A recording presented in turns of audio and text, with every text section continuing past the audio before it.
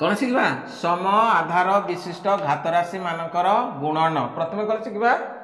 सम आधार विशिष्ट घात राशि मानकर गुणन मनकर देछि 2 to the power 2 गुणन 2 to the power 3 कौन देछि 2 to the power 2 गुणन 2 to the power 3 एथरे देख आधार कौन अछि समान अछि सम आधार कौन देला सम आधार आधार कौन अछि समान अच्छे 2 अच्छे 2 अच्छे एभली जदि सम आधार विशिष्ट बुझेला घात राशि थाए माने आधार कौन थिबो समान ताले सेमान को केमति गुणिबो घात गुड़िक कौन हुए मिसी जाए अर्थात 2 to the power 2 plus 3 कौन हबो 2 to the power 2 plus 3 अर्थात 2 to the power केते हबो 5 बुझी pilo 2 to the power 2 into 2 to the power 3 equal to केते हबो 2 to the power 5 जदि सम आधार थाए जदि आधार कौन थाए समान थाए ताले गुणन रे कौन हुए घात गुड़िक मिसी जाए तार गोटे सूत्र अच्छी से सूत्रटी मन रखिथिबो a to the power n into a to the power m sorry आउ थर लिखि दो जे a to the power m into a to the power n equal to a to the power m plus n बुझी पारलो कौन formula T a to the power m into a to the power n equal to a to the power m plus n अर्थात जदि कौन थाए आधार समान थाए घात गुड़िक कौन हुए मिसी जाए बुझी पारलो आउ गोटे क्वेश्चन कर देबा देखो 3 to the power 4 into 3 to the power 3 एथरे कौन करबा आधार कौन अछि समान अछि तो कौन करबा 4 plus 3 हे जिवो घात गुडी को कौन करबा मिसेबा 3 to the power केते 7 बुझि पालो एटा को गोटिया घात राशि रे प्रकाश करले हम बुझि पालो एटा को 3 माने 3 लाउ 7 थर गुणिले जहा तार मूल्य ता बुझि पालो आ गोटे दैछि मध्ये क्वेश्चन देखो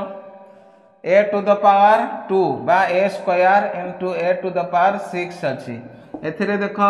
आधार कौन अच्छी समान अच्छी तो घात मान कौन हे मिसी जीवे कौन हे मिसी जीव तो केते हेबो a to the power 8 बुझला एभली भाव रे तुमे सम आधार विशिष्ट घात राशि जदि थिबो गुणन करिवो तो बुझि पालो हैं सेही भलिया देखिबा तापरे कोन हरण भाग क्रिया कोन करिया भाग क्रिया सम आधार विशिष्ट घात राशि मानकर भाग क्रिया केमती देखो 3 to the power 5 divided by 3 to the power 3 अछि बुझेला बुझि पारलो जदि आधार कोन थाए समान थाए जिमती गुणन कला बेले घात गुड़िक मिसी जाए हरण कला बेले घात गुड़िक वियोग करिवो अर्थात 3 to the power 5 minus 3 करिवो 5 minus 3 तार फार्मूला माने रख a to the power m divided by a to the power n equal to कोन हबो a to the power m minus n बुझि पारलो तो एबे हे गला 3 to the power केते 5 रे 3 गले केते 2 3 to the power केते हबो 2